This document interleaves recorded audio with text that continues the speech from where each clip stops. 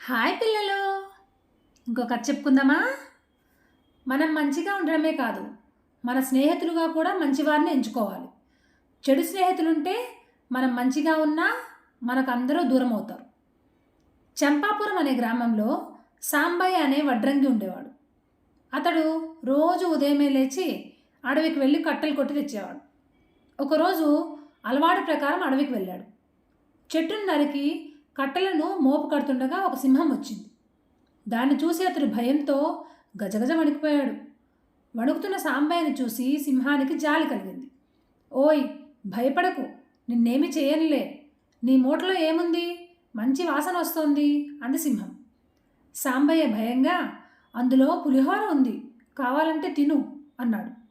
సింహం తృప్తిగా సాంబయ్య మూటలోని పులిహోర మొత్తం తిని బ్రేవుమని తేంచింది. ఈ రోజు నుంచి మనమిద్దరం స్నేహితులం. నువ్వు అడవికి వచ్చినప్పుడల్లా నాకు ఏదైనా ఆహారం తెచ్చిపెట్టు అంది సింహం. సాంబయ్య అలాగేనని చెప్పి కట్టెల మోపు నెత్తిన పెట్టుకొని ఊరిలోకి వచ్చేశాడు. అది మొదలు అడవికి వెళ్ళేటప్పుడు రుచికరమైన పదార్థాలు పట్టుకొని వెళ్ళేవాడు. సింహం రోజు వచ్చి వాటిని తృప్తిగా తినేది. సాంబయ్యతో కబుర్లు చెప్పేది. వాళ్ళిద్దరికీ గాఢమైన స్నేహం ఏర్పడింది. సింహం ఉంది కదా అని సాంబయ్య కూడా ధైర్యంగా అడవిలో చెట్లు నరికి తీసుకెళ్లేవాడు. ఆ సింహం అడవికి రాజు కదా, దానికి ఎందరో ఆశ్రితులు ఉన్నారు.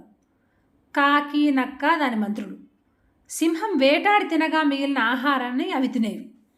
సాంబయ్య మూలంగా వాటికి ఆహారం దొరకట్లేదు. ఎలాగైనా సరే సాంబయ్య పీడ వదిలించుకోవాలనుకున్నాయి.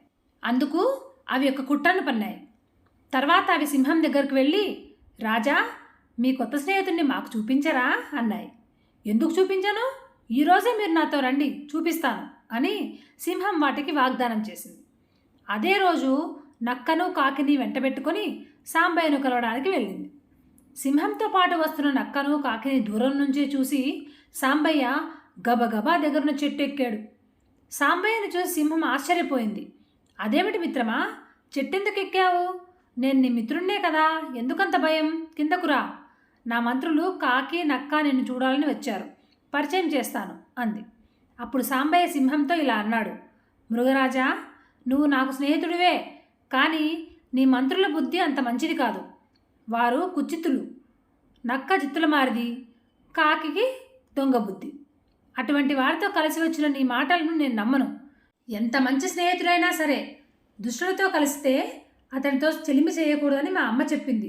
అందువలన ముప్పు కలుగుతుందట, జాగ్రత్తగా ఉండమని అంది. అందుకనే ముందు జాగ్రత్తగా చెట్టెక్కాను అన్నాడు. సాంబయ్య మాటలు విని సింహం సిగ్గుతో తలదించుకుంది. మారు మాట్లాడకుండా వెనుదిరిగి వెళ్ళిపోయింది. నక్క, కాకి దాని వెంటే వెళ్ళిపోయాయి. చూసారా పిల్లలు, చెడ్డవారితో స్నేహం చేస్తే మనకున్న విలువ కూడా పోతుంది. కాబట్టి దుష్టులకు దూరంగా ఉంటేనే మంచిది. మళ్ళీ ఇంకో మంచి కథ కలుస్తాను.